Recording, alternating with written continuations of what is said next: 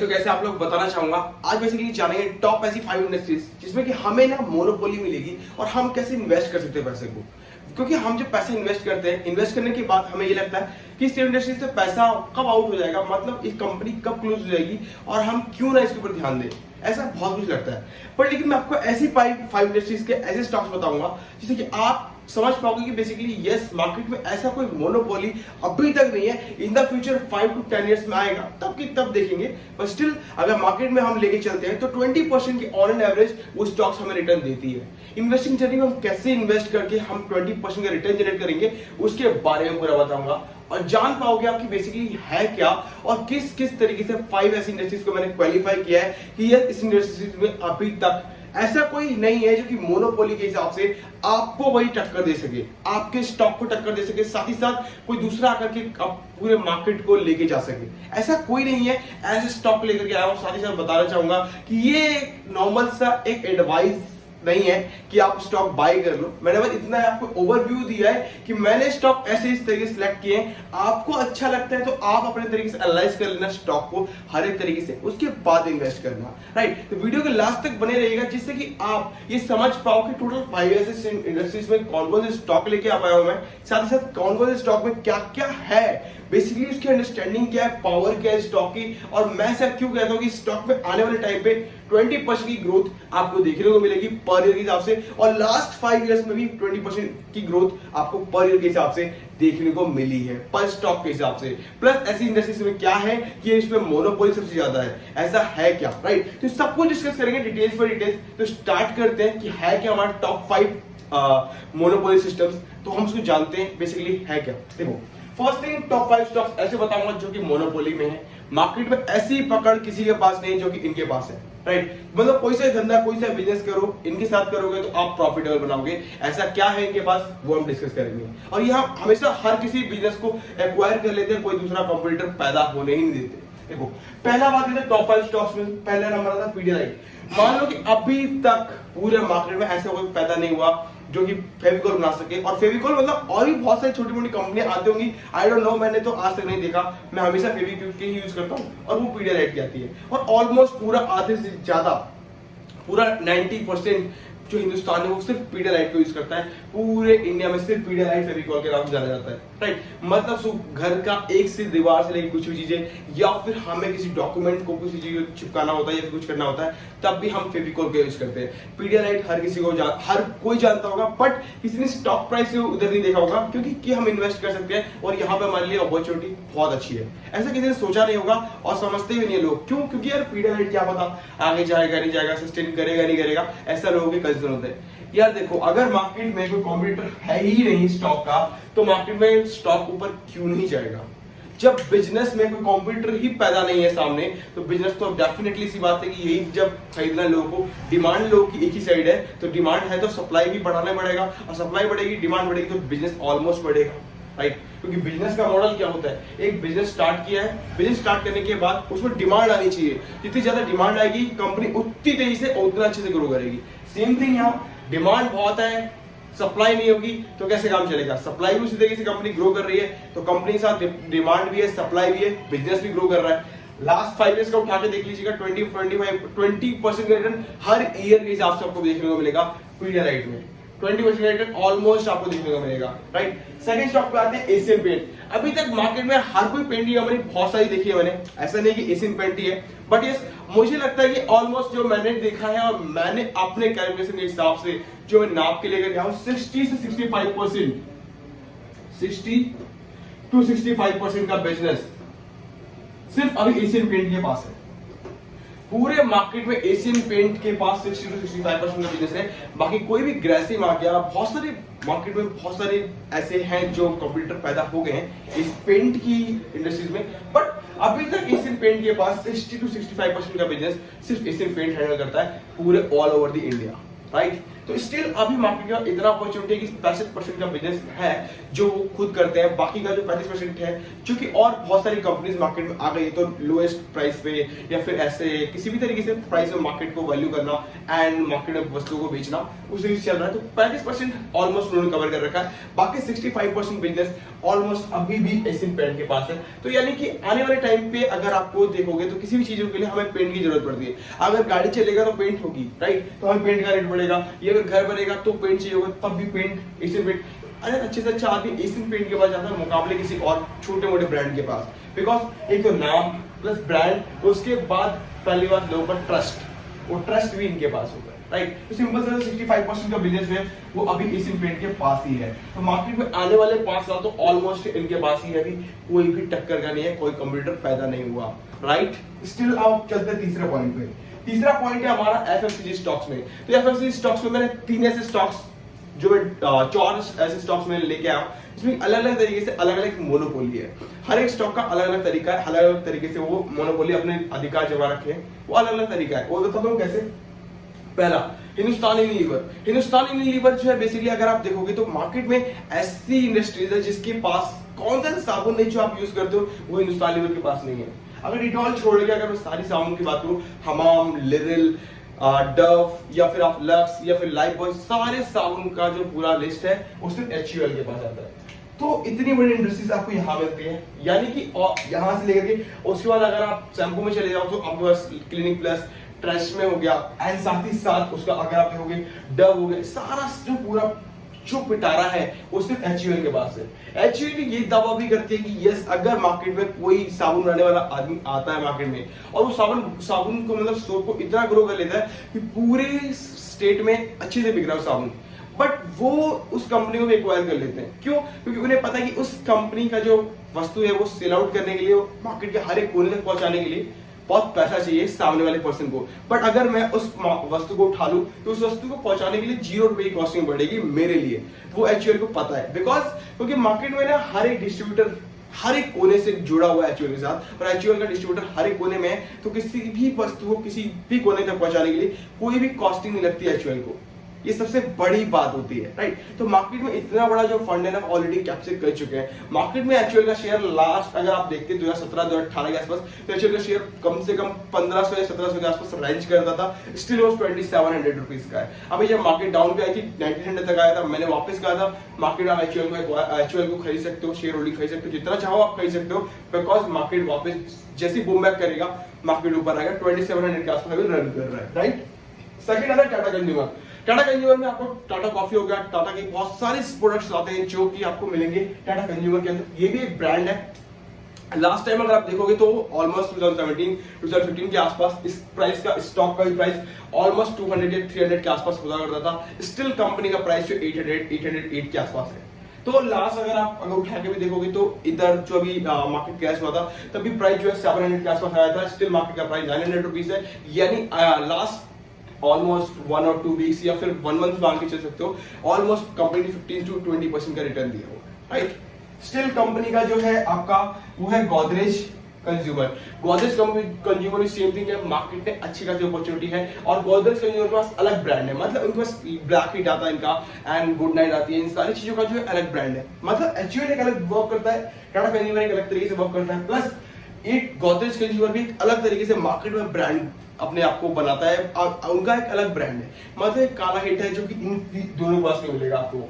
इसके पास जो रिफिल्स आती हैं गुड नाइट्स की जो मच्छर को हिट करती हैं, या फिर कॉकरोच के लिए जो हिट्स आते हैं, कॉकरोच के लिए जो ड्रॉप्स आती हैं, वो इनके पास नहीं होती। तो ये सारी चीजें गोदरेज कंज्यूमर के पास मिलेगा। तो इनका भी एक मार्केट में अलग सी मोनोपोली है, इसके मुकाबले भी कोई नहीं है। तो डेफिनेटली मार्केट में अलग चीज आपको देखने को मिलती है। तो गोदरेज कंज्यूमर का अगर आप प्राइस देखोगे, स्टिल मार्केट में जो लास्ट टाइम था 2015-2017 के हिसाब से अगर उठाकर देखोगे तो मार्केट में ऑलमोस्ट ये ऑलमोस्ट 300 या 400 के आसपास रैंक करती थी। स्टिल मार्केट का प्राइस 800 से 900 रुपए के आसपास चल रहा है, जो गोदरेज कंज्यूमर के पास है। एंड सेम मार्केट डाउन हुई थी तो ऑलमोस्ट 750 के आसपास आया था प्राइस। स्टिल कंपनी का जो मार्केट प्राइस है जो लास्ट क्लोज हुआ है वो है 920 रुपीज के आसपास, राइट। स्टिल अब हम बात करते हैं मैरिको। मैरिको एक ऐसी एफएमसीजी सेक्टर है जिसमें कि मार्केट में ना हर कुछ है, मतलब जैसे जैसे सबके पास डिफरेंट डिफरेंट तरीके के मैंने स्टॉक पता है, डिफरेंट डिफरेंट तरीके के प्रोडक्ट पता है, उसी तरीके से मैरिको के पास भी एक डिफरेंट प्रोडक्ट है, यानी कि पैरासूट। अगर आप देखोगे तो पैरासूट आपको कहीं भी नहीं मिलेगा, किसी भी कंपनी का डुप्लीकेट भी, बिकॉज एक ट्रस्ट है। हर एक यूजर्स जो इंडिया का हर एक यूजर है वो गोले का तेल सिर्फ उसी का यूज करता है, पैरासूट का। उसे पता है ब्लू कलर का डब्बा आता है, ब्लू कलर के डब्बे में ऐसी बोतल होती है, उसी तरीके से एक कैन वाला आता है और एक बोतल आती है, उस तरीके के प्रोडक्ट को यूज करता है। और पूरा वर्ल्ड पूरा इंडिया सिर्फ एक मैरिको को नाम से जानता है, सिर्फ एक पैरासूट, क्योंकि उसकी मोनोपोली है उसमें, जो कि अभी तक कोई टक्कर कॉम्पिटिटर आया ही नहीं, राइट। तो मार्केट में एक मोनोपोली सबसे बड़ी वाली, जिसमें कि कोई पैदा ही नहीं हुआ अभी तक कि मार्केट में इसके डुप्लीकेट हम क्रिएट कर सकते हैं, बिकॉज उन्होंने कोकोनट का एक ऐसा वर्जन है उनके पास जो कि कभी मार्केट में अभी तक हुआ नहीं, आने वाले 10 इयर्स भी ऐसा ही लगता है कि उसके बराबर में कोई आएगा। स्टिल मार्केट में हेरन केयर भी आती है, तो दैट्स व्हाई वो भी तेल अच्छा, इनका ऑयल का बहुत ज्यादा बिकता है। साथ ही सफोला भी इन्हीं का आता है, जिससे कि हम खाना खाते हैं घर पे, वो भी उनके पास ही है, राइट। तो ये मोनोपोली है, तो हम ऐसे स्टॉक को सिलेक्ट करते हैं कि हमने जो यूज किया, जो प्रोडक्ट यूज किए उसमें क्या है। सिंपल सी बात है, अगर आपको नहीं समझ में आ रहा स्टॉक किस तरीके से बाय करना है, कैसे बाय करना है, सिंपल समझ लो कि जो मैं यूज करता हूँ वो मुझे बाय करना है। अगर पेटीएम यूज करता हूँ, पेटीएम के बारे में सर्च करो कि पेटीएम है क्या, और पेटीएम के बारे में उसकी टक्कर में कौन है, और टक्कर में कितना कॉम्पिटिशन है मार्केट में और कितना नहीं है, आपको समझ में आ जाएगा। प्रोडक्ट आपको पता चल रहा है कि कितना अच्छा है, इसकी वैल्यू कितनी अच्छी हो सकती है, कितना अच्छा यूजर फेस है हमारे लिए, कितना अच्छा यूजर फेस उनका एप्लीकेशन का है, कितना ईजी है हमारे लिए, वो चीज आपको समझ में आता है। उसके बाद उस तरीके से बाय कर सकते हो, कोई दिक्कत ही नहीं है आपको किसी चीज को सिलेक्ट करने में, राइट। अब बात करते हैं चौथे पॉइंट। देखो चौथे पॉइंट में आते हैं जोमेटो। ये मेरा टॉप सब्जेक्ट रहा है, जोमेटो में हमेशा डिस्कस कर लेता हूँ आपको कि जोमेटो ने मेरे को बहुत अच्छा स्टॉक लगता है, लोगों को नहीं लगता, क्योंकि वैल्यूएशन बहुत अच्छी मिलती है कंपनी को। 70 रुपीज पे लॉन्च हुआ था आईपीओ चैनल पे, एंड मार्केट 170 के आसपास गया था। उसके बाद मार्केट ने वापस टर्न अराउंड किया, 140 के आसपास आया, मार्केट 70, एंड मार्केट ने वापस टर्न अराउंड करके 40 रुपीज लास्ट 2 and 3 वीक्स पहले था, एंड अभी करंट मार्केट का प्राइस 60 रुपीज 62 रुपीज के आसपास चल रहा है। तो लगता है लोगों की कि मार्केट में प्रॉफिटेबल तो है जोमेटो, तो मार्केट में से फ्लॉप हो जाएगा, मार्केट से आउट हो जाएगा। बट मुझे ऐसा कभी नहीं लगा, आज तक नहीं लगा। लोगों का माइंड ऑफ ओवरव्यू कुछ और हो सकता है, बट मेरा आज तक ऐसा नहीं है। मैं सीधा बताता हूँ जोमेटो मुझे क्यों अच्छा लगता है। उसके पीछे पर्पस है कि जोमेटो का जो बिजनेस है ना, वो बिल्कुल अलग है। बिजनेस मॉडल को समझना उनकी बहुत सबसे बड़ी बात है। बिजनेस मॉडल उनका जो है ना, वो अभी तक है ही नहीं लोगों के पास। उस बिजनेस मॉडल को जो वर्क कर रहे हैं ना, कितना भी कंपटीशन पैदा हो जाए, पर आने वाले 5 साल जोमेटो के ही है, आने वाले 5 साल तो डेफिनेटली है। उसके अलावा कोई स्विगी, ये वो जो जैप्टो वगैरह जो भी है मार्केट में, ठीक है, सस्टेन कर जाए तो ठीक, नहीं तो कोई बात नहीं। बट आने वाले टाइम तक में 60% का मार्केट बिजनेस जोमेटो के पास ही रहेगा, ये मैं आपको लिख के दे सकता हूँ। बिकॉज उसके पीछे कारण है बिजनेस मॉडल अच्छा है। क्यों? आज भले ही कंपनी के पास प्रॉफिटेबल बिजनेस नहीं है, बट 2024 के बाद अगर आप इसका डाटा उठा के देखो तो ऐसा इकोनॉमिस्ट और एनालिसिस्ट भी कहते हैं कि 2024 के बाद जोमेटो प्रॉफिटेबल बिजनेस हो सकता है।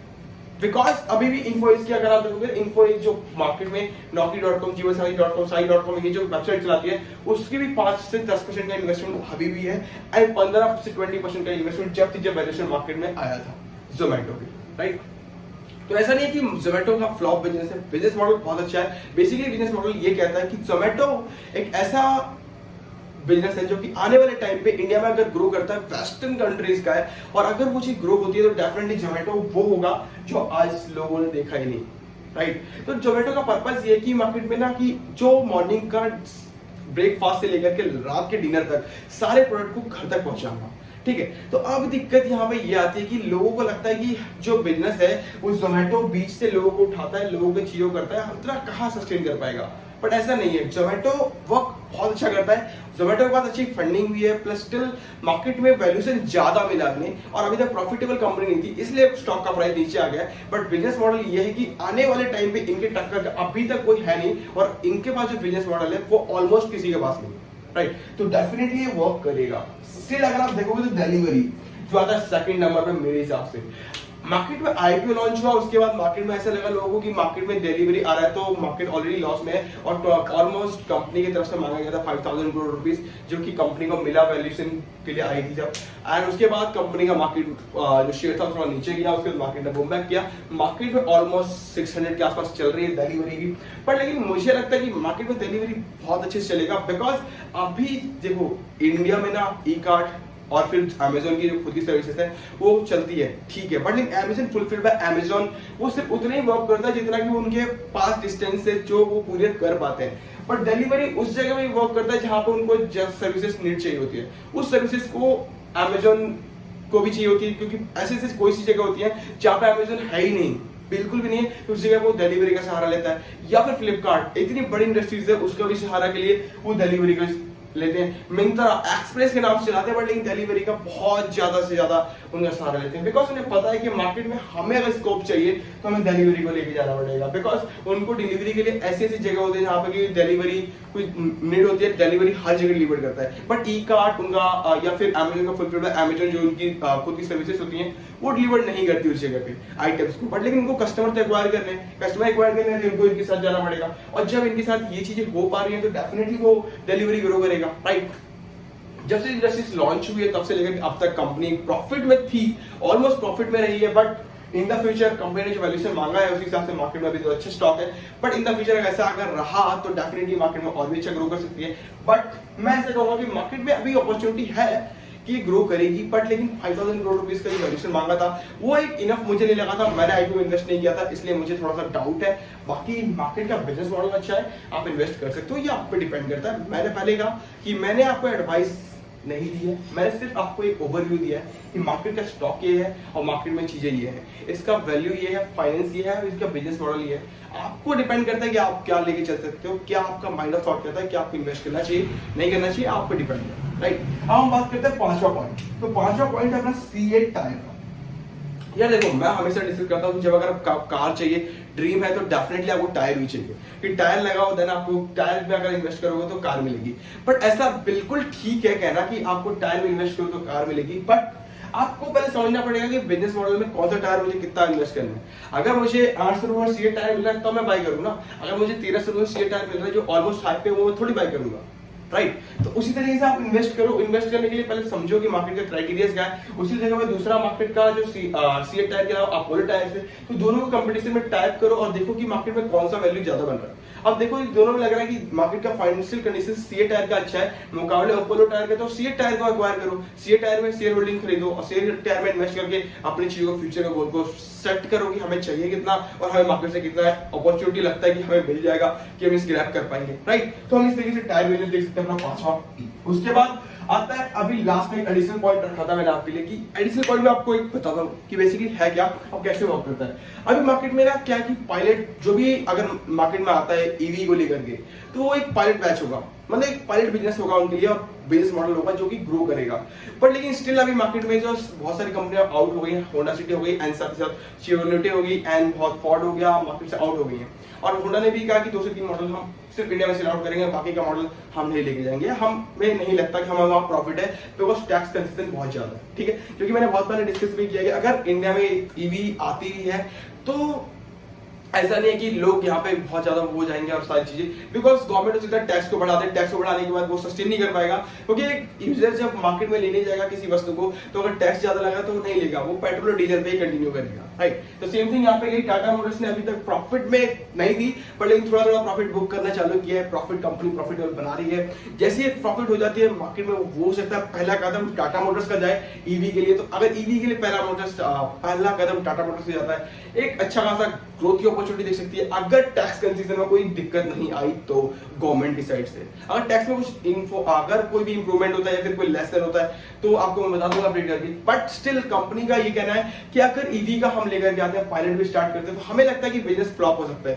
बिकॉज क्या पता टैक्स में कोई कंसेशन आता है तो मार्केट में हमारा बूम बैक नहीं बोलेगा, बूम बैक नहीं चलेगा और हम फ्लॉप हो जाएंगे, जो मार्केट है वो सस्टेन करना ही मुश्किल पड़ेगा। सेम थिंग यहाँ पे आता है महिंद्रा, तो महिंद्रा भी सेम थिंग पे वर्क कर रही है। अभी मार्केट ने पेट्रोल और डीजल का तो बहुत अच्छा कार्स को बाइक्स को इन सारी चीजों को अच्छे खासे हैंडल किया है, बट स्टिल मार्केट कह रही है कि ईवी के लिए हमें जाने से पहले हमें सोचना पड़ेगा और ये डिसीजन लेना पड़ेगा कि हमारे लिए अच्छा है या नहीं।